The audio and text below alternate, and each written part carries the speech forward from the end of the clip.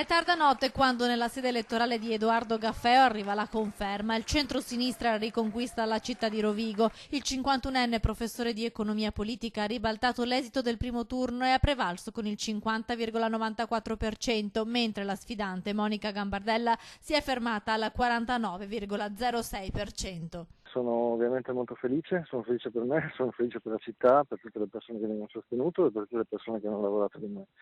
È una sensazione molto bella, devo dire la verità che oggi sono ancora un po' frastornato, però è una sensazione che passerà velocemente e adesso stiamo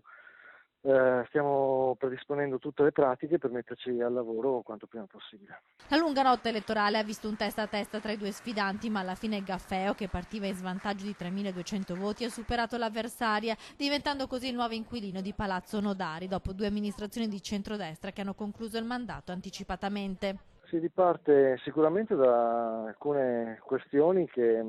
riguardano la vita di tutti i giorni, quindi dalla manutenzione ordinaria della rete viaria e altri aspetti che sono stati tralasciati nel corso degli ultimi tempi, ma bisognerà cominciare fin da subito anche a fare un ragionamento di natura programmatoria, perché le basi vanno gettate fin dall'inizio della nuova amministrazione, quindi anche un ragionamento su quale deve essere